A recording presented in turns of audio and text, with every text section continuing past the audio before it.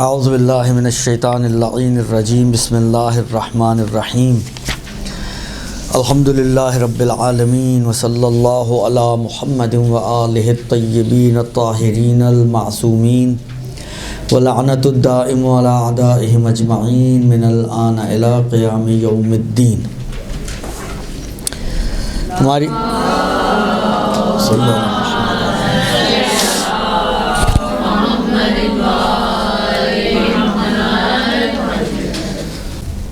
آج کی جو گفتگو ہے اور آج کا ٹاپک جو ہے وہ یہ ہے کہ طہارت اور نجاست کیسے ثابت ہوگی۔ اگرچہ مجھے لگتا ہے کہ پہلے پیچھے کچھ باتیں آ چکی ہیں، لیکن اب بعنوان ٹاپک یہ آیا ہے، پیچھے اگر بات آئی بھی ہوگی تو ضمناً کوئی بات آئی ہوگی، لیکن ابھی بعنوان ٹاپک کے کسی بھی چیز کی نجاست یا کسی بھی چیز کی طہارت کیسے ثابت ہوگی۔ فرماتے ہیں کہ اچھا، ایک تو ابتدا میں جو بات کر رہے ہیں وہ شک کی بات کر رہے ہیں کہ اگر ہمیں کسی چیز کی نجاست کا یا طہارت کا، مثلا ایک چیز پہلے سے پاک تھی اور اب مجھے شک ہو گیا کہ نجس ہوئی یا نہیں ہوئی، یہ ایک صورت ہے۔ ایک چیز پہلے سے نجس تھی، اب میں شک کرتا ہوں کہ اس کو پاک کیا گیا ہے یا پاک ہو چکی ہے یا نہیں ہوئی ہے، تو یہ دو طرح کے شک ہیں۔ پاک ہے یا نہیں ہے، ایک مرتبہ یہ پاک ہے یا نہیں ہے اس اعتبار سے کہ پہلے پاک تھی اب رہی یا نہیں رہی، یعنی نجس ہو گئی ہے یا نہیں ہوئی ہے۔ ایک مرتبہ یہ ہوتا ہے کہ پہلے نجس تھی، پاک ہے یا نہیں ہے، شک کا مطلب یہ ہے کہ اس کو پاک کیا گیا ہے یا نہیں کیا گیا۔ ان دونوں صورتوں میں آپ کو اس کی پچھلی کیفیت معلوم ہے کہ پہلے اس کی کیا کیفیت تھی، نجاست تھی یا طہارت تھی، ٹھیک ہے نا۔ اور میں پہلے کئی مرتبہ آپ کی خدمت میں یہ عرض کر چکا ہوں کہ قاعدہ کا تقاضا کیا ہے، جو تھا وہ ہے۔ ایک چیز پہلے پاک تھی، آج میں اس کی طہارت کے بارے میں شک کرتا ہوں کہ ابھی بھی یہ پاک ہے یا نجس ہو گئی، تو جو تھا وہ کیا تھا، طہارت، تو ابھی بھی وہی ہے یعنی پاک ہے۔ اگر ایک چیز پہلے سے نجس تھی اور آج میں اس کی نجاست کے بارے میں شک کرتا ہوں کہ یہ زائل ہوئی یا نہیں ہوئی، یعنی اس کو پاک کر لیا گیا ہے یا نہیں کیا گیا، نہیں معلوم، مجھے حالت شک میں ہوں، تو جو تھا وہ ہے، تو کیا تھا، نجاست، کیا ہے، نجاست۔ تو یہ قاعدہ پہلے بھی یہ مثالیں گزر چکی ہیں، ابھی دوبارہ انہوں نے بات کی ہے تو دوبارہ یہ بات آ گئی، تو اس کو اپنے ذہن میں رکھیں کہ جہاں پر بھی یہ بات آتی ہے کہ پہلے کیا تھا، پہلے کی، ایک مرتبہ آپ کہیں پہلے کیا تھا، مجھے کیا پتہ پہلے کیا، مثلا فرض کریں یہیں پر کہیں آپ کو گیلا گیلا نظر آئے، شک ہو جائے کہ یہ نجس ہے یا پاک ہے، کوئی آپ سے پوچھے پہلے یہ کیا تھا، آپ کو مجھے کیا پتہ، ہو سکتا ہے پہلے سے ہی نجس ہو، وہ ہمیں تو نہیں معلوم نا۔ ہاں، آپ کہیں کہ جی بالکل ابھی لا کے بچھایا ہے تو آپ کہہ سکتے ہیں جی پہلے پاک تھا، لیکن اگر آپ کو پتہ ہی نہیں کہ پہلے مثلا کسی کے گھر میں گئے ہیں، بچے بھی ہیں، چھوٹے بڑے، ہر سب کچھ وہاں پہ موجود ہے، تو آپ کو کیا معلوم کہ پہلے کیا تھا، خاص طور پہ چھوٹے بچے والا گھر ہو اور بالخصوص سست قسم کی ماؤں والا گھر ہو، درست۔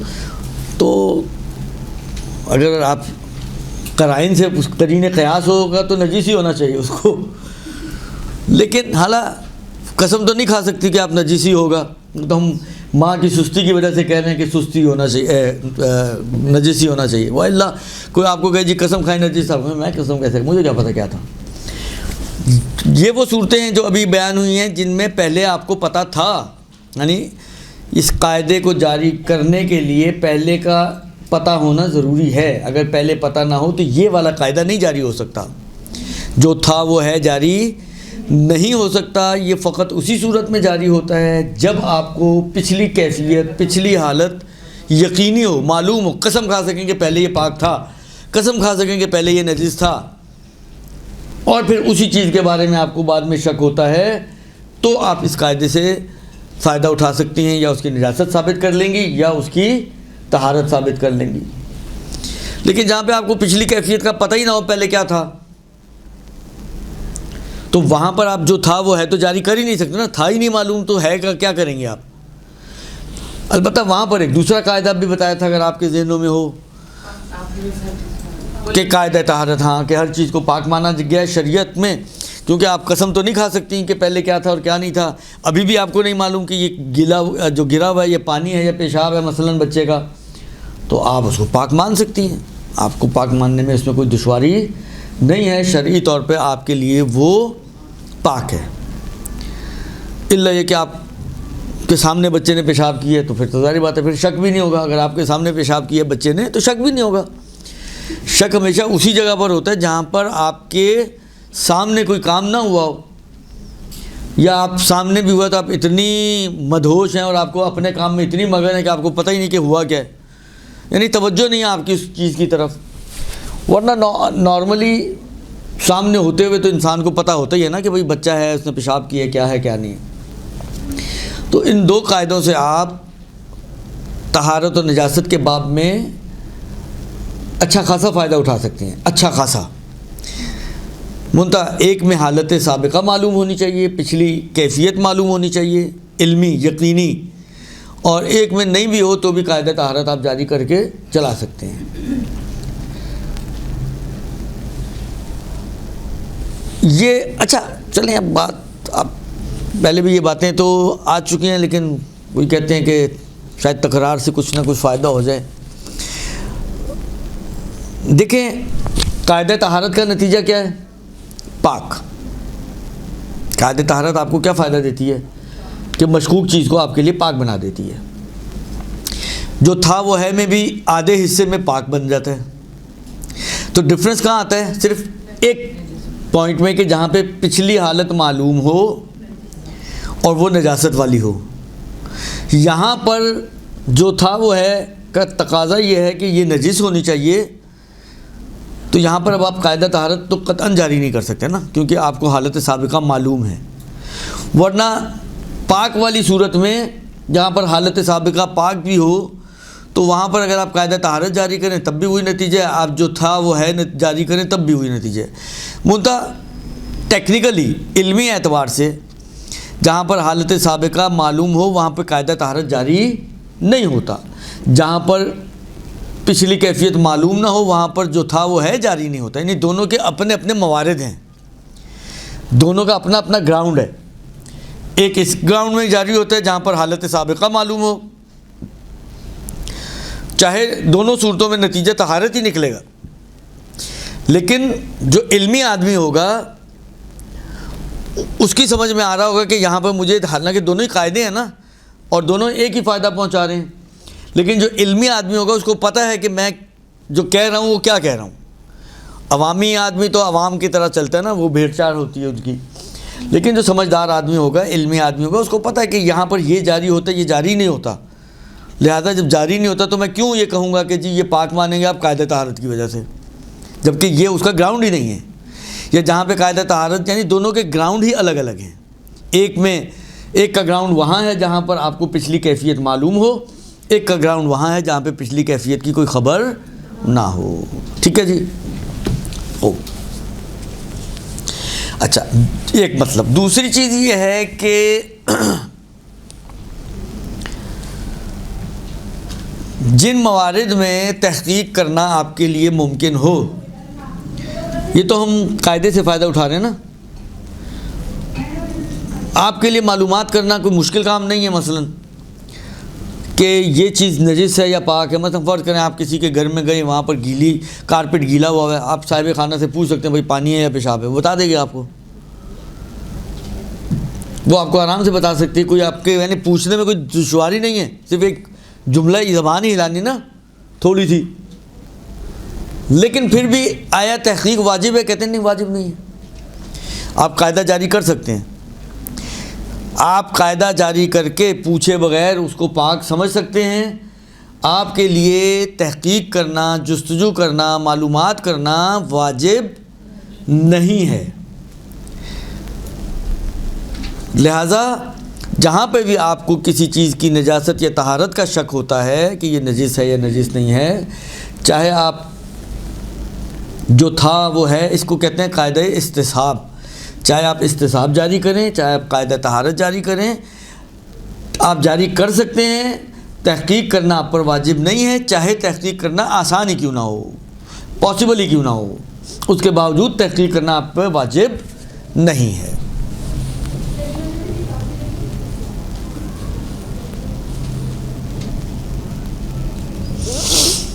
اچھا، یہ تو ہم نے سمجھیں سہولت والا مسئلہ بتا دیا کہ جی تحقیق کرنا واجب تھا، واجب نہیں تھا، آپ نے بھی قاعدے جاری کیے۔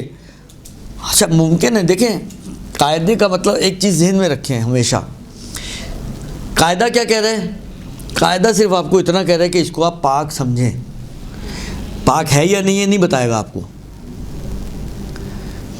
قاعدہ آپ کو یہ نہیں بتائے گا کہ یہ پاک ہے یا نہیں ہے، وہ کہے گا آپ کی ذمہ داری ہے کہ آپ اس کو پاک سمجھ سکتے ہیں، اور پاک سمجھتے ہوئے اس کے اوپر طہارت والے سارے احکام جاری کر سکتے ہیں۔ عین ممکن ہے کہ واقع میں وہ نجس ہی ہو، مثلا وہ جو کارپیٹ کے اوپر گیلاہٹ ہے، عین ممکن ہے کسی بچے کا پیشاب ہو، آپ نے پوچھا بھی نہیں، پوچھے تو وہ بتا دے گی خاتون کہ جی بچے نے ابھی پیشاب کیا ہے، درست؟ پوچھنا آپ پہ واجب نہیں تھا، آپ نے نہیں پوچھا، آپ نے قاعدہ طہارت یا استصحاب جو بھی جاری ہو رہا تھا آپ نے جاری کیا، بس جاری کرنے کا بینیفٹ صرف اتنا ہے کہ وہ آپ کے لیے پاک مانا جائے گا۔ پاک آپ یہ نہیں کہہ رہے کہ حقیقتاً یہ پاک ہی ہے، آپ کی نسبت اس کو پاک مانا گیا ہے، آپ اس کو پاک سمجھ سکتی ہیں، اور پاک سمجھتے ہوئے طہارت والے احکام اس کے اوپر جاری کر سکتی ہیں۔ اگر آپ کا گیلا ہاتھ ٹچ ہو گیا، آپ اپنے ہاتھ کو پاک نہ کریں، اسی طرح جا کے نماز پہ کھڑی ہو جائیں، آپ کی نماز ٹھیک ہو جائے گی۔ آپ کے لباس کو لگ گیا ہے، آپ چینج نہ کریں، آپ جا کے سیدھی کھڑی ہو جائیں نماز پر، آپ کی نماز ٹھیک ہو جائے گی۔ بس قاعدہ طہارت ہو یا قاعدہ استصحاب، وہ صرف اس کو پاک سمجھنے کا کہتا ہے، آپ کو پاک بناتا نہیں ہے۔ وہ حقیقت میں جو ہے وہ ہے، اگر حقیقت میں وہ پاک تھا تو آپ نے بھی پاک سمجھ لیا تو کوئی مشکل نہیں ہے، اگر حقیقت میں نجس تھا اور آپ نے پاک سمجھ لیا، آپ کے لیے کوئی مشکل پیش نہیں آئے گی جب تک کہ آپ کو پتہ نہ چل جائے کہ یہ نجس تھا۔ آپ کو اس دنیا سے تشریف لے کے جانے کے وقت تک پتہ نہیں چلا کہ وہ ایک نماز آپ نے نجس لباس میں پڑھی تھی، کوئی مسئلہ نہیں ہے، نو ایشوز۔ لیکن ابھی فارغ ہوئی نماز سے اور وہ خاتون نے آتے ہی شور شرابہ کر دیا، او تم تو نجس جگہ پہ کھڑی ہو کے نماز پڑھ رہی ہو، اور اسی وقت بھانڈا پھوٹ گیا آپ کا، تو اب وہ نجس ہو جائے گی۔ اب آپ کہیں جی وہ تو میں تو استصحاب اور میں تو قاعدہ طہارت، اب وہ گئے، اب انہوں نے دم توڑ دیا۔ ان کی جتنی پرواز تھی وہ اتنی تھی کہ جب تک پتہ نہ چلے، شک ہے نا، اب تو شک ختم ہو گیا نا، تو شک کی صورت میں وہ آپ کو بینیفٹ پہنچاتے تھے۔ جب تک آپ مشکوک رہیں گی، آپ قیامت تک مشکوک رہیں، یعنی آپ 4 دن بعد بھی سوچیں یار پتہ نہیں وہ پاک تھا نجس تھا، میں نے نماز تو پڑھ لی، آپ مشکوک ہیں، وہ آپ کے لیے پاک۔ آپ 25 دن بعد سوچیں یار وہ پتہ نہیں وہ جو اس دن میں گئی تھی اس سہیلی کے گھر، وہ پاک تھا نجس تھا، میں نے نماز تو پڑھ لی، آپ مشکوک ہیں، پاک۔ جب تک، لیکن اگر فرض کریں وہیں بھانڈا پھوٹ گیا، وہ اب وہ آپ کی، اب آپ کہیں یار میں نے تو قاعدے پہ اعتماد کیا تھا، صحیح ہے، ایک سہولت تھی شریعت نے دی تھی، لیکن وہ اس کا مورد تھا شک ختم ہو گیا تو قاعدہ بھی ہوا میں اڑ گیا، وہ نماز آپ کو دوبارہ پڑھنی پڑے گی۔ جی ہاں درست، ہاں جی، وہ جو 4 دن بعد پڑھیں گے تو قضا ہی ہوگی نا، وہ ادا تو نہیں ہوگی نا، تو گئی سو گئی، وقت تو گیا سو گیا، اس کو کیا کریں گے۔ خلاصہ کلام یہ کہ یہ لہذا اسی لیے میں اس دن بھی، میں نے پچھلے ہفتے بھی کہا تھا کہ جب میں حج میں یہ مسئلہ بتاتا ہوں تو لوگ آنکھیں پھاڑ پھاڑ کے دیکھتے ہیں اور تعجب کرتے ہیں، یہ کیا مولوی صاحب بول رہے ہیں، کہاں سے لا رہے ہیں۔ آپ کو بھی وہی کہوں گا کہ پھر پیچھے سوچنے کی ضرورت نہیں ہے زیادہ۔ 25 دن بعد آپ تحقیق کرنے نکلے تو کس نے کہا اسی وقت کرنی تو کر لیتی بھائی۔ اب 25 دن بعد آپ کو کیا سوجی کہ اب آپ تحقیق کرنے نکلی کہ وہ 25 دن پہلے جو میں نے نماز پڑھی تھی وہ کس لباس میں پڑھی، چھوڑ دیں، جو ہو گیا سو ہو گیا۔ کیونکہ جب تک میں نے کہا نا کہ یہ جو چلتا رہے گا آپ کا شک، تو آپ کو بینیفٹ چلتا رہے گا، آپ کا بینیفٹ بھی چلتا رہے گا، اور شک ختم ہو گیا تو بینیفٹ بھی ختم ہو جائے گا۔ لہذا وہ جو ہو گیا اس کو زیادہ سوچا نہ کریں اس کے اوپر، اور اس کو آگے گزار دیں، یہ ایک مطلب۔ دوسری جو بات ہے وہ یہ ہے کہ حالہ اگر کسی چیز کی نجاست یا طہارت کو طے کرنا ہو آپ کو، تو نجاست یا طہارت کو ثابت کرنے کا طریقہ کیا ہے، کیسے ثابت ہوگی ہمارے لیے کہ یہ چیز نجس ہے یا یہ چیز پاک ہے۔ فرماتے ہیں کہ نجاست ثابت ہونے کے 3-4 طریقے انہوں نے بیان کیے. پہلا ذاتی علم. آپ کے سامنے بچے نے پیشاب کر دیا تو اب ثابت کرنے کے لیے اور کیا چاہیے آپ کو؟ اور جب آپ نے خود دیکھا اس نے آرام سے کھڑے کھڑے وہاں پر اس نے جو ہے ماشاءاللہ برسات کر دی.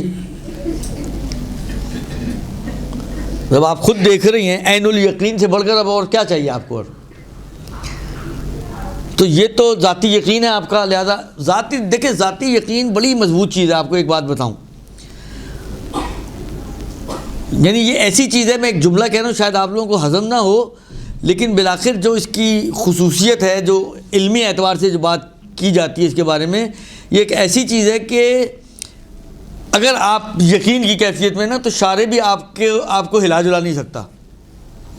آپ کو یقین ہے کہ مثلا یہ پانی ہے, فرض کریں شراب تھی, آپ کو یقین ہے پانی ہے, تو شارع دیکھیں اب شارع اپنی شارع ہونے کی حیثیت کو استعمال کرے وہ ایک الگ بحث ہے, لیکن شارع کو آپ اس حیثیت سے نہ لے کر آئیں کہ شارع مثلا خدا جو ہے اپنے خدا ہونے کی اور اپنا رب اور معبود ہونے کی حیثیت سے آپ سے بات کر رہا ہے. لیکن پروردگار عالم جب تک آپ کے دل میں یقین ہے نا کہ یہ پانی ہے, تو نہ خدا یہ کہہ سکتا ہے کہ اس کو نہ پیو, نہ یہ کہہ سکتا کہ وہ جو تمہارا یقین ہے وہ تمہارے لیے فائدہ مند نہیں ہے, حجت نہیں ہے, کچھ نہیں کر سکتا. اور آپ نے پی لیا, کل کو خدا کو آپ نے جا کے بولا, جب اس نے پوچھا کہ کیوں شراب پی, آپ نے کہا مجھے تو یقین تھا پانی تھا, وہ بعد میں نکلی شراب, تو خدا آپ کو کوئی ڈنڈ نہیں مارے گا, یا آپ کا یقین آپ کے لیے ڈھال کا کام کرے گا. تو یقین ایک ذاتی یقین سمجھے بہت ہی مضبوط چیز ہوتی ہے, اس کے آگے کسی کی نہیں چلتی. ٹھیک ہے, تو یہ پہلا طریقہ ہے. آپ کے سامنے آپ نے خود اس کو پاک کر لیا, کوئی کپڑا تھا آپ نے خود گئے بیسن پہ, آپ نے دھو دھا کے اس کو 2 دفعہ, اگر نہیں تسلی ہوئی 2 دفعہ میں 3 دفعہ آپ نے دھو دھا کے نچوڑ کے جو بھی کرنا تھا آپ نے اس کو پاک کر لیا. اب آپ سے پوچھا جائے کہ یہ نجس ہے یا پاک ہے, تو آپ کیا شک کریں گی؟ آپ کو خود ذاتی طور پہ یقین ہے کہ یہ چیز پاک ہے. تو چاہے نجاست ثابت کرنی ہو چاہے طہارت ثابت کرنی ہو, پہلا طریقہ دونوں میں کامن ہے, اور وہ یہ ہے کہ ذاتی یقین. آپ کو ذاتی طور پر یقین ہے کہ یہ چیز نجس ہے, یا ذاتی طور پر یقین ہے کہ یہ چیز پاک ہے, تو یہ ذاتی یقین کے ذریعے سے آپ کے لیے اس چیز کی نجاست یا طہارت ثابت ہو جائے گی. یہ ایک. اچھا, دوسرا طریقہ جو انہوں نے بیان کیا ہے اطمینان. اچھا دیکھیں, اطمینان میں پہلے بھی میں نے شاید عرض کیا ہے, پتہ نہیں مجھے یاد نہیں ہے, لیکن اطمینان دیکھیں ایک ہوتا ہے یقین, ایک ہوتا ہے اطمینان. اب ہمارے پاس کوئی پیرامیٹر ویسے تو نہیں ہے, کوئی تھرمامیٹر کی طرح کہ آپ نے منہ میں لگایا پتہ چلے آپ کا نفس اس وقت کہاں کھڑا ہوا ہے, 100 ڈگریز پہ ہے, 100 سے کم ہے, 100 سے اوپر ہے, کہاں ہے وہ. آپ کوئی ایسا ہمارے پاس میٹر نہیں ہے کہ جس کے ذریعے ہم آپ کی روحانی کیفیت یا آپ کی نفسانی کیفیت کو جانچ سکیں اور جج کر سکیں. یہ آپ ہی ہیں جو جانچ سکتی ہیں اور آپ ہی ہیں جو جج کر سکتی ہیں. تو یہ جو کیفیتیں ہیں یہ ہر انسان اپنے اوپر گزرنے والی کیفیت کو خود ہی سمجھ سکتا ہے. میں نے پہلے بھی مثال دی ہے, اگر ابھی میں آپ سے پوچھوں اس وقت دن ہے یا رات, تو آپ کیا کہیں گی؟ دن. اگر میں کہوں نہیں میں ابھی باہر سے آیا ہوں, ابھی تو ساری رات ہوئی ہوئی ہے وہاں پر, تو کیا کون مانے گا آپ میں سے؟ آپ کہیں گے لگتا ہے آغا صاحب آج دماغ کچھ خلل بلل کچھ آیا ہوا ہے دماغ میں. یعنی آپ اپنے آپ کو نہیں جھٹلائیں گے, بلکہ آپ سامنے والے کی بات کو بالآخر حال آپ جو بھی آپ اس کو بولیں نہ بولیں وہ آپ کی مرضی ہے, لیکن آپ جس کو کہتے ہیں نا, آپ جس بات پر آپ کا نفس قانع ہے آپ اس کے اگینسٹ 1% چانس بھی دینے کے لیے تیار نہیں ہیں. یعنی اگر میں آپ کو کہوں چلیں آپ اتنا تو امکان دیں, میں اب آپ کو اتنے عرصے سے پڑھا رہا ہوں, استاد ہوں آپ لوگوں کا, اتنا تو امکان دیں کہ 1% آپ چانس دے دیں کہ شاید رات ہو اس وقت, تو آپ کیا کہیں گی؟ اگر صاحب 3 بجے 4 بجے کون سی رات ہوتی ہے, ہو ہی نہیں سکتی. تو آپ اگینسٹ میں جو جس مطلب پر آپ قانع ہیں, قناعت کا یہ عالم ہے کہ آپ 100% پہ کھڑی ہوئے ہیں, آپ 1% بھی چانس دینے کے لیے تیار نہیں ہیں. جب 1% بھی چانس نہ ہو اس کا مطلب ہے 100% پہ آپ, اسی کو یقین بولتے ہیں. اسی کو یقین بولتے ہیں. اچھا جہاں جیسے آپ 100 سے ایک قدم بھی نیچے اتریں گی آٹومیٹکلی اپوزٹ اور اگینسٹ سائڈ پر چانسز بڑھنا شروع ہو جائیں گے. آپ 100 سے 99 پہ آئیں, چلیں آپ جو ہے یہ چانس نہ دیں کہ اس وقت رات ہے, لیکن اگر یہ کہوں میں کہ بارش ہو رہی ہے باہر, چانس دیں گے یا نہیں دیں گے؟ آپ چانس تو دے سکتے ہیں نا آپ کہ بارش تو ہو سکتی ہے. بارش کا تو سردیوں سے کوئی آنکڑا تو نہیں ہے کہ وہ سردیاں تو بارش ہو ہی نہیں سکتی, ہوتی ہیں. تو آپ چانس دے سکتی ہیں, کم سے کم اتنا تو ہے نا کہ میں کہوں جی بارش ہو رہی ہے, اگرچہ آپ کہیں یار کوئی آواز کلام کوئی, ہمارے یہاں تو ادھر بارش شروع ہوئی ادھر بجلی چلی جاتی ہے, خیر یہاں تو پہلے سے ہی گئی ہوئی ہے. خلاصہ کلام یہ کہ آپ کو قرائن سے نہیں لگ رہا کہ بارش ہو رہی ہوگی, لیکن اس کے باوجود آپ کہیں گے یار سر بول رہے ہیں باہر سے آئے ہیں تو ہو سکتا ہے ہو رہی ہو. یہ جہاں آپ نے کہا نا ہو سکتا ہے ہو رہا ہو یہ کام, تو اس کا مطلب ہے کہ آپ نے کم سے کم چانس کا دروازہ کھول دیا. اب جیسے ہی چانس کا دروازہ کھلا, اگر میں نے کہا ہے مثلا بارش ہو رہی ہے, تو اس کے اگینسٹ کیا ہے؟ بارش نہیں ہو رہی ہے, یا ہو رہی ہوگی یا نہیں ہو رہی ہوگی. ہونے کے لیے آپ نے جیسے ہی دروازہ کھولا, فرض آپ نے کہا 1% میں چانس دیتی ہوں کیونکہ آگاہ باہر سے ہیں گیلے تو خود تو ہوئے نہیں ہیں گیلے, درست, میں 1% چانس دیتی ہوں کہ بارش ہو رہی ہوگی, تو اس کا مطلب یہ کہ اس کے اگینسٹ 99% چانس یہ کہ بارش نہیں ہو رہی ہوگی. یہ چانس جتنا بڑھتا چلا جائے گا ادھر سے دوسرا والا چانس نیچے آتا جائے گا. یہ 1 سے 2 ہوا وہ 98 ہو جائے گا, یہ 3 ہو جائے گا وہ 97 ہو جائے گا, یہ 5 ہو جائے گا وہ 95 ہو جائے گا, یہ 10 ہو جائے گا وہ 90 ہو جائے گا.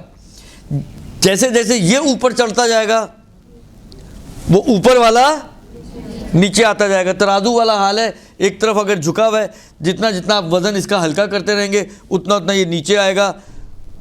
ایک وقت آئے گا دونوں برابر ہو جائیں گے, پھر اور اٹھائیں گے تو یہ جھکنا شروع ہو جائے گا. وہی والا حال ہے یہاں پر. یہ ترازو کے 2 پلڑوں کی طرح ہیں کہ کبھی ایکول تو کبھی یہ جھکا ہوا تو کبھی وہ جھکا ہوا. جب یہ ایکول پر آتا ہے تو اس کو ہم کہتے ہیں شک, یعنی 50% آپ کہیں چانس دے رہی ہوں میں کہ بارش ہو رہی ہے, اور 50% آپ کہیں چانس یہ بھی ہے کہ نہ بھی ہو رہی ہو, 50-50 ایکول ہو گیا نا, تو اس کو کہتے ہیں ہم شک. شک سے اوپر والی سائڈ کہلاتی ہے گمان یا ظن, زوئیں سے ظن, زے والی ظن نہیں ہے, زوئیں والی ظن ہے, درست. زے والی تو آپ لوگ ہیں نا, یہ زوئیں والی ظن ہے. اور 50 سے نیچے والا جو امکان ہے اس کو ہم کہتے ہیں احتمال. یہ گمان یا ظن اور یہ احتمال. یہ گمان یعنی 51 سے لے کر سمجھیں 99 تک پورے کا پورا گمان ہے, مختلف لیولز ہیں. اسی طرح 1 سے لے کر 49 تک یہ پورے کا پورا احتمال ہے, منتہا لیول ہے, ضعیف احتمال, قوی احتمال. اسی طرح ظن میں بھی ضعیف گمان, قوی گمان. کبھی آپ کہتے ہیں نا گمان قوی یہ ہے کہ ایسا ہے, گمان قوی کا مطلب کیا ہے, یعنی اسٹرانگ ہے, بہت ہلکا پھلکا نہیں دے رہے آپ امکان. اب یہ جو اوپر کے بالکل اوپر کے جو یقین سے متصل والے 2-3 درجے ہیں نا, اس کو کہتے ہیں اطمینان. سمجھے 97, 98, 99, یہ جو 2-3 لیولز جو بالکل یقین کے قریب قریب ہیں وہ اطمینان کہلاتے ہیں. اور اس سے نیچے پھر ظن ہے, وہ سارا ظن 51 سے لے کے سمجھے 96 تک سب ایک ہی حکم ہے ان سب کا, اس میں قوی اور ضعیف کا کوئی فرق نہیں ہے. فرق صرف آتا ہے اطمینان کا, اگرچہ وہ بھی ظن ہی ہے, 100 سے نیچے ہے تو ظن ہی ہے, 99 بھی ہے تو ظن ہے, لیکن یہ جو ظن ہے جو 97, 8, 9 والا سمجھیں یہ اطمینان کہلاتا ہے.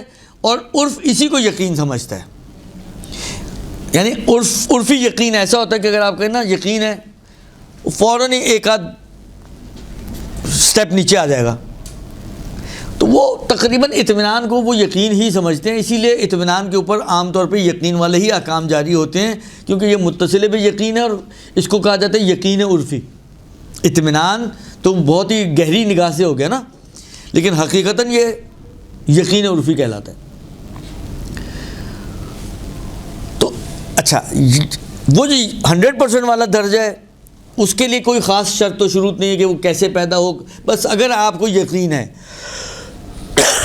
منتہا حقیقی ہونا, جیسا ابھی اگر آپ کو دن کا یقین ہے تو کیسے پیدا ہوا, آپ کہیں وہ معلوم ہے دیگر ٹائم ہی ایسا ہے. آپ یہ ٹائم کا جواب دے پائیں یا نہ دے پائیں نہیں سمجھ میں آ رہا کہ کیسے ہوا. بس آپ کو پتہ ہے میں قسم کھا سکتی ہوں کہ اس وقت رات نہیں ہے مثلا. تو یقین کے لیے کیسے وجود میں آیا یقین آپ کے نفس میں, اس کی ضرورت نہیں ہوتی. بس یقین ہے تو اس کا اپنا حکم ہے اور اس کے اوپر احکام جاری ہو جاتے ہیں. یعنی اگر یقین ہو گیا آپ کو نجاست کا 100% والا تو وہ نجس ہے, اگر یقین ہو گیا طہارت کا تو وہ پاک ہے. جب اطمینان کی بات کرتے ہیں آغا سیستانی, آپ دیکھیں ان کی کتاب کو, اکثر جگہ پر جہاں پہ انہوں نے اطمینان کی بات کی ہے آغا ایک شرط لگاتے ہیں, اطمینان وہ حجت ہے کہ جس کی بیس عقلائی ہو, منشأ عقلائی سے حاصل ہونے والا اطمینان. اب مثلا آپ ایک دو مثالیں میں دوں سمجھنے کے لیے, جو ہمارے معاشرے میں تو یہ چیزیں ہوتی رہتی ہیں, لیکن بہرحال مثلا فرض کریں کہ آپ کو اطمینان ہو گیا, مثلا کوا کائیں کائیں کر رہا تھا, آپ کو اطمینان ہو گیا یہ پاک ہے. اب کوے کی کائیں کائیں سے آپ کو اطمینان حاصل ہو رہا ہے اس کارپیٹ کے یعنی اس گیلے حصے کے پاک ہونے کا. کیا ربط ہے بھائی دونوں میں؟ کوئی ربط نہیں ہے. لیکن آپ کو ہو گیا, اب ہو گیا تو اب ہونے کا کیا علاج ہے؟ ہونے کا تو کوئی علاج نہیں نا, اب ہو گیا تو ہو گیا. لیکن آغا سیستانی کہتے ہیں کہ یہ اطمینان اگر آپ کا ہم مان بھی لیں کہ ہو گیا, یہ حجت نہیں ہے, یہ کافی نہیں ہے, کیونکہ اس کی کوئی بیس عقلائی نہیں ہے. یعنی اگر دوسروں کو بھی بولے کہ جی ان کو ایسے کہیں گے تو احمق ہیں, یہ تو بیوقوف ہیں, یہ تو مثلا فرض کریں وہمی ٹائپ کی خاتون ہے, یہ تو اس ٹائپ کی جو بھی کہا جاتا ہے معاشرے میں, تو اس اطمینان کو لوگ ویلیو نہیں دیتے. کیوں؟ اس لیے کہ اس کی بیس ویلیویبل نہیں ہے, اس کی کوئی اہمیت ہی نہیں ہے. ایک مرتبہ یہ ہوتا ہے کہ اطمینان آپ کو ایسا ہے کہ منشا اس کا عقلائی ہے. چلے میں دو مثالیں اور دیتا ہوں آپ کو اسی مطلب کو سمجھانے کے لیے. وضو کے چیپٹر میں بھی یہ بات آتی ہے. مثلا دیکھیں آپ کو معلوم ہے بعض لوگ جب نہانے گھستے ہیں تو اللہ ہی ان کو نکالے باہر. گھنٹہ گھنٹہ, ڈیڑھ گھنٹہ, دو گھنٹے, پتہ نہیں کیا اندر کشتی چل رہی ہوتی ہے, وہ نہانے میں لگا دیتے ہیں. اب ایک بندہ 2 گھنٹے نہا کے نکلے, ٹھیک ہے. اب دیکھیں آپ لوگوں کو, میں کسی مرد کو ہم تصور کرتے ہیں تاکہ سمجھنا آسان ہو جائے. اب آپ لوگوں کے تو آپ کہیں گے بال اتنے لمبے ہیں, گیلے ہیں, ابھی وضو کیسے ہوگا, یہ وہ کہانیاں شروع کر دیتے ہیں آپ لوگ. تو کسی گنجے مرد کو آپ تصور کریں, بال کا جھنجھٹ ہی ختم کر دیں ہم.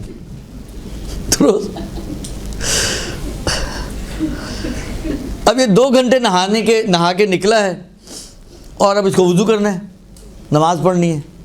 اچھا میں نے کہا نا وہ اس کے پاس تو کوئی جھنجھٹ نہیں ہے نا کہ پہلے بال خشک ہوں تو ڈرائر لگائے یا ٹاول سے خشک کرے اور اتنے خشک کرے کہ مسا غالب آ جائے. ساری لمبی کہانی ہے نا وضو کے اندر. تو ہم نے اس کے بال ہی اڑا دیے, آسان کام. تو اس کے لیے تو کوئی ٹینشن ہی نہیں ہے. اب وہ وہاں سمجھے حمام سے نکلے اور یہ بیسن پہ کھڑا ہو گیا, اور اب کھڑا ہو کے آدھے 15 منٹ 20 منٹ بیٹھ کے یہ چیک کر رہا ہے کہ میرے اعضائے وضو پہ کچھ لگا ہوا تو نہیں ہے. تو اس آدمی کو آپ کیا کہیں گے, اس گنجے آدمی کو؟ آپ کہیں بیوقوف سائیکی آدمی. اب 2 گھنٹے نہانے کے بعد کچھ لگا بھی ہوگا تو اتر چکا ہوگا. جب کھڑا ہو کے ابھی دیکھیں ایک مرتبہ ہے کہ بیچ میں کوئی ایسا کام آیا ہے جس میں کچھ امکانات ہوتے ہیں کہ کچھ لگ گیا ہو, لیکن وہ باتھ روم سے نکلا اور بیسن پہ کھڑا ہو گیا اور اب 15 منٹ سے کھڑا جانچ پڑتال چل رہی ہے کہ کچھ لگا ہوا ہے یا نہیں لگا ہوا. تو آپ اس کو کہیں گے بھائی سائیکی آدمی ہے, کھسکا ہوا آدمی ہے, بیوقوف ہے, احمق ہے, وسواسی ہے, یہی کہیں گے نا. اس لیے کہ گنجائش ہی نہیں کچھ لگنے کی. نہا کے تو نکلا سیدھا کھڑا ہو گیا آ کے. لیکن وہ کہے جی مجھے تو اطمینان ہے کچھ لگا ہوا ہے. تو آپ کیا کہیں گے, بھائی تیرے کو اطمینان کہاں سے آیا؟ اس اطمینان کی کوئی ویلیو نہیں دیں گے آپ, اس لیے کہ یہ عقلائی نہیں ہے, منشا اس کا کوئی عقلائی نہیں ہے. لیکن ایک آدمی جو مثلا فرض کریں پان لگاتا ہے, کٹھا چونا لگا کے قوم کو پان کو, تو اب وہ نماز کے لیے وضو کرنے کے لیے کھڑا اور یہ جانچ پڑتال کرے, تو آپ کیا کہیں گی؟ آپ کہیں گے ہاں یہ گنجائش ہوتا ہے، بالآخر ہاتھوں پہ لگتا ہے چونا، یا کوئی چیز جم گئی ہو، کتھا جم گیا ہو، چونا جم گیا ہو کچھ، یعنی اس کے یہ اگر جانچ پڑتال کرے، یہ کہے کہ جی مجھے اطمینان ہے کہ کچھ لگا ہوا ہے، تو آپ اس کے اس اطمینان کو اہمیت دیں گی. کیوں؟ اس لیے کہ اس نے کوئی ایسے کام کیے ہیں جس سے اس کے ہاتھوں پہ کچھ لگ سکتا ہے. لیکن ایک ایسا آدمی جس نے کوئی ایسا کام ہی نہ کیا ہو کہ اس کے ہاتھوں پہ کچھ چپک سکے، اور پھر وہ کہ جی میں مطمئن ہوں کچھ لگا ہوا ہے، تو آپ کہیں گے بھائی تمہارا یعنی یہ اطمینان تو بہت بڑی بات ہے، اس کے تو احتمال کو بھی کوئی اہمیت نہ دے، اس کے تو احتمال کو بھی کوئی اہمیت نہیں کہ جی احتمال ہے مجھے کہ شاید لگا ہوا ہے. کیونکہ وضو کے اندر یہ مثالیں آتی ہیں تو وہاں پر احتمال ضروری کافی ہوتا ہے، وہاں پر اطمینان کی ضرورت نہیں ہوتی. اگر یہ آ کے کہے کہ جی مجھے احتمال ہے کہ اعضائے وضو پہ کچھ لگا ہوا ہے، تو لوگ کہیں گے بھائی تو پریشان کھٹک خود بھی ہے اور دوسروں کو بھی کر رہا ہے، کیوں ایسی حرکتیں کر رہے ہو؟ کیا کہ تم نے جو ہاتھ کیوں لگا ہوگا؟ باتھ روم سے نکلے ہو سیدھے آ کے بیسن پہ کھڑے ہو گئے ہو، تو اس کے تو احتمال کی اہمیت نہیں ہے، چہرے سے یہ کہ وہ کہے جی مجھے اطمینان ہے. لہذا منشا جو ہے اس کا اطمینان کا عقلائی ہو تو جو ہے وہ آپ کے لیے وہ اطمینان حجت ہے، اور اس اطمینان کے اوپر آپ عمل کر سکتے ہیں. نجاست بھی ثابت ہو جائے گی اس اطمینان کی بیس پر، اور اس اطمینان کی بیس پر طہارت بھی ثابت ہو جائے گی. تو نجاست اور طہارت ثابت ہونے کا دوسرا طریقہ ایسا اطمینان کہ جو عقلائی طریقے سے انسان کو حاصل ہوا ہو. ٹھیک ہو گیا جی؟ یہ ہو گئی دو چیزیں. اچھا، تیسری چیز ہے بینہ. میں پہلے بھی عرض کر چکا ہوں، اگر آپ کو یاد ہو جب تقلید کی بات آئی تھی ادھر بھی میں نے آپ کی خدمت میں یہ بات عرض کی تھی کہ بینے کا مطلب کیا ہوتا ہے؟ کون بتا سکتا ہے آپ میں سے؟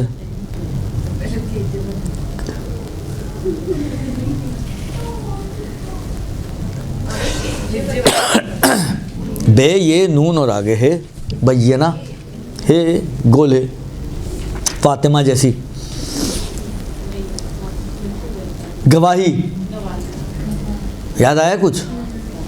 شرعی گواہی، شہادت. بینہ یعنی شرعی گواہی، اور یہ بنتی ہے کس سے؟ دو عادل مردوں کی گواہی کو کہا جاتا ہے بینہ اور شرعی گواہی.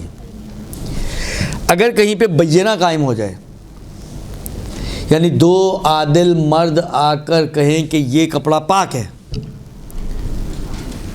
تو یہ پاک ثابت ہو جائے گا. آپ کو اطمینان آیا، اطمینان نہیں آیا، کوئی شرط نہیں ہے. طہارت میں کوئی شرط نہیں ہے.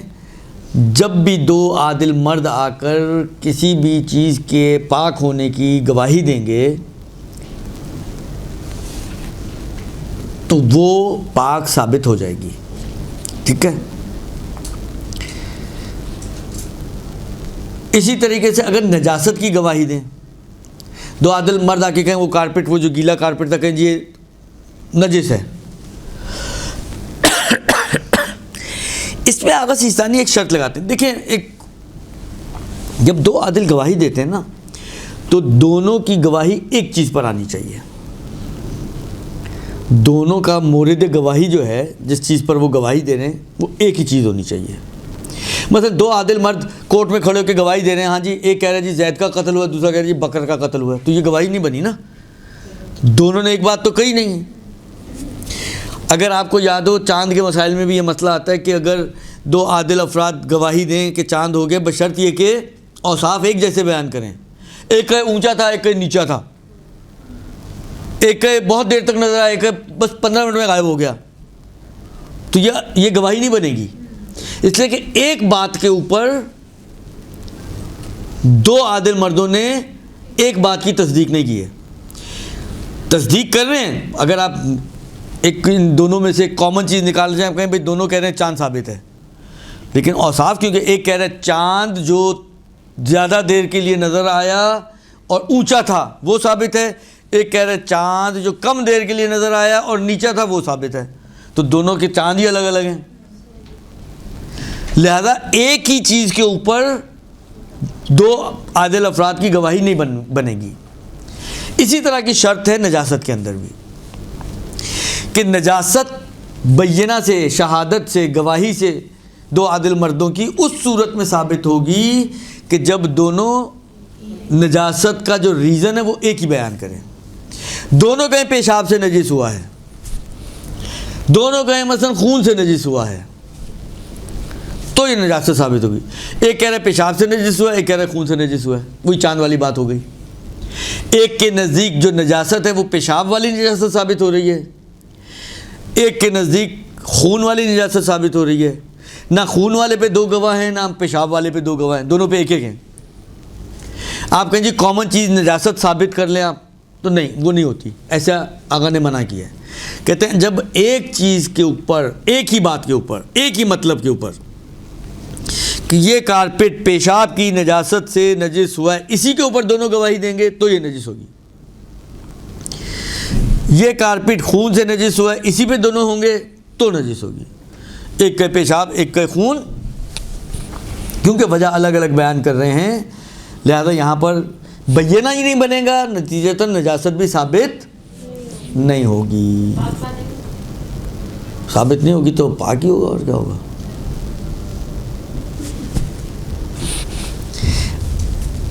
اللہ یہ کہ آپ کہیں کہ جی مجھے اطمینان ہو گیا ہے, صحیح ہے, دونوں الگ الگ باتیں کریں لیکن دونوں اتنا تو کہہ ہی رہے ہیں نا کہ جی نجس ہے. حالانکہ کس سے ہوئی ہے دونوں میں اختلاف ہے, لیکن دونوں نجس تو مان ہی رہے ہیں.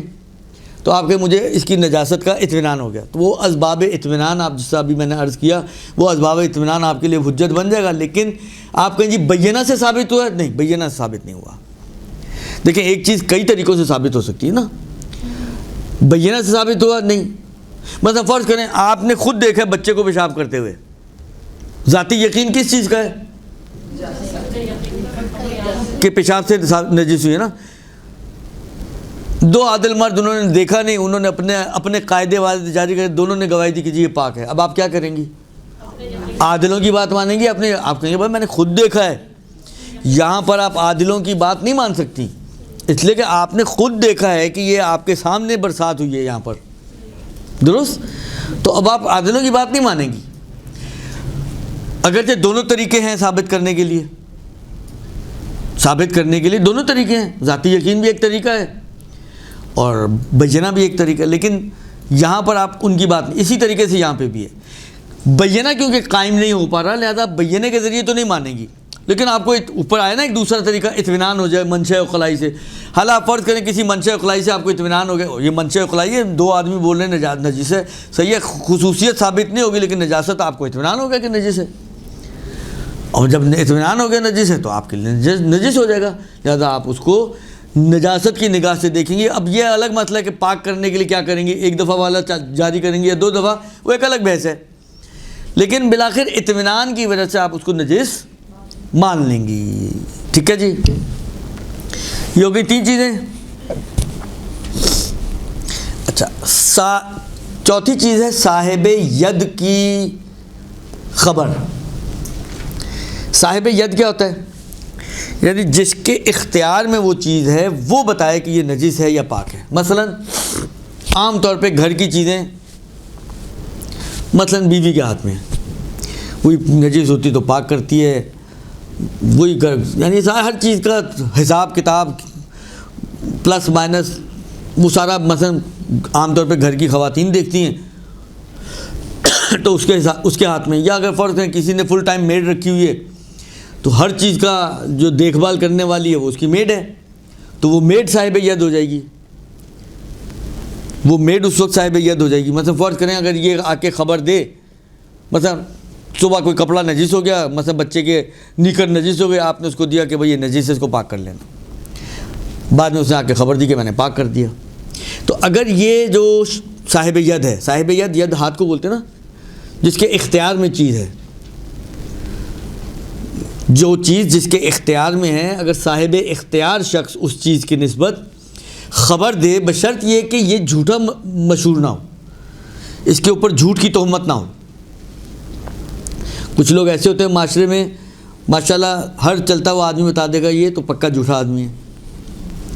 اگر اس کے اوپر جھوٹ کی تہمت ہے تو پھر اس کی خبر کافی نہیں ہے. لیکن اگر جھوٹ کی کوئی تہمت نہیں ہے اس کے اوپر, تو صاحب ید کی خبر سے بھی اس چیز کی نجاست یا طہارت ثابت ہو جاتی ہے. اس نے کہا جی یہ نجس ہے تو وہ نجس ہو جائے گی، اس نے کہا یہ پاک ہے تو پاک ہو جائے گی. ٹھیک ہے جی. تو چوتھی چیز صاحب ید کی خبر دینا.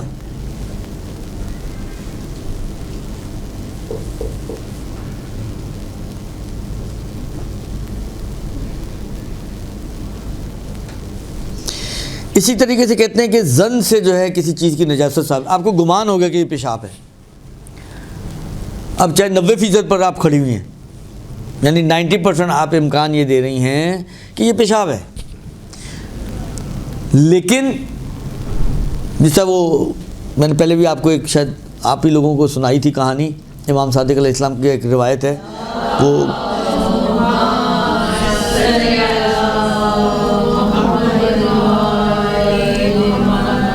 جو میرے ذہن میں اس وقت ہے سارا چھٹے امام سے یہ ہے کہ کسی نے امام سے پوچھا کہ میں اپنے گھر میں داخل ہوا تو ایک کتا باہر نکل رہا تھا اور اس کے منہ پہ مثلا دودھ یا دہی لگا ہوا تھا، اور میں جب کچن میں گیا تو وہاں پر وہ دہی کا پیالہ نیچے پڑا ہوا تھا اور ادھر اس کے پیروں کے نشان بھی تھے، اور مثلا فرض کریں منہ کا بھی نشان ٹائپ کی چیز بنی ہوئی تھی کہ کسی نے کچھ کھایا ہے، وہ نجس ہے یا پاک ہے دہی؟ امام نے کہا پاک ہے.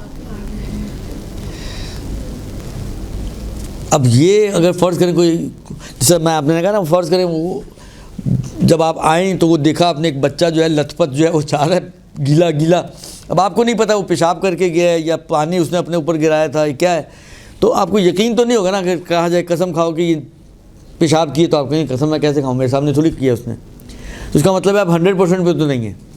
لیکن قرائن دیکھ کے آپ کو زیادہ امکان اس بات کا لگ رہا ہے مثلا 80%، 85%، 90% کی شاید یہ پیشاب ہی ہے، لیکن ظن سے نجاست ثابت نہیں ہوتی. یہ ابھی بھی آپ کے لیے پاک ہے، ولو 90% آپ کہہ رہی ہیں کہ یہ پیشاب ہوگا، لیکن اس کے باوجود 10% جیت گیا اور آپ اس کو ابھی بھی پاک ہی مانیں گے، وہی قاعدہ طہارت کی وجہ سے. تو یہ کچھ چیزیں ہیں کہ کیا کہتے ہیں